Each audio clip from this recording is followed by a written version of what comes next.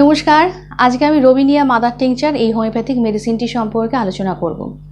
এই মেডিসিনটা হাইপারক্লোরহাইড্রিয়া অর্থাৎ যখন স্টমাকে অ্যাসিডের মাত্রা খুব বেড়ে যায় সেক্ষেত্রে রবিনিয়া মাদার টিংচার খুব ভালো কাজ করে। রবিনিয়া মাদার টিংচার পাকস্থলীর উপরে এর বিরাট বড় ফাংশন রয়েছে।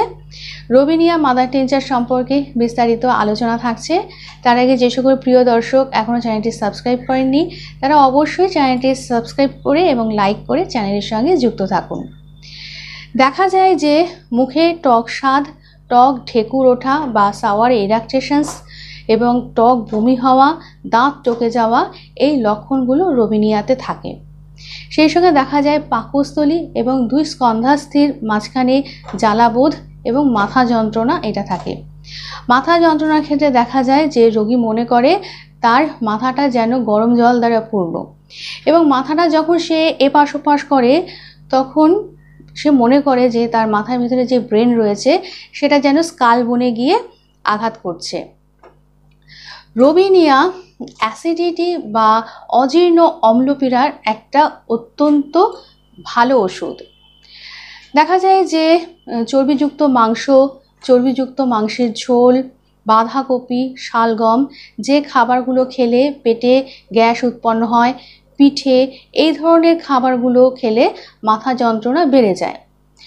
অ্যাসিডিটির একটি মহৌষধ হলো রবিনিয়া। দেখা যায় যে ছুরি দিয়ে কেটে ফেলার মতন ব্যথা সেটা চেস্ট থেকে একদম কাঁধ বরাবর ছড়িয়ে পড়ে এবং খাবার খাওয়ার পরেই পাকস্থলীতে একটা মোচড় দেওয়া ব্যথা, পাকস্থলীতে যন্ত্রণা, পিঠে ব্যথা এই লক্ষণগুলো হতে দেখা যায়।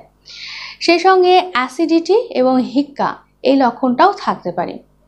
রবিনিয়া শিশুদের অম্লপীড়া হলেও কিন্তু খুব ভালো কাজ করে। এছাড়া পাকস্থলী ক্যান্সারে যদি এই লক্ষণগুলো থাকে সেক্ষেত্রেও কিন্তু রবিনিয়া ব্যবহার করলে খুব ভালো ফল পাওয়া যায়। এছাড়া মহিলাদের লিউকোরিয়া সেটা টক গন্ধযুক্ত ঝাঁঝালো হলেও কিন্তু রবিনিয়া ব্যবহার করলে ভালো ফল পাওয়া যাবে। এই লক্ষণগুলো যদি থাকে তাহলে রবিনিয়া মাদার টিংচার খুব ভালো কাজ করে। এটা 8 থেকে 10 ফোঁটা দিনে 2 বার খেতে হয়। কিভাবে খাওয়া যাবে?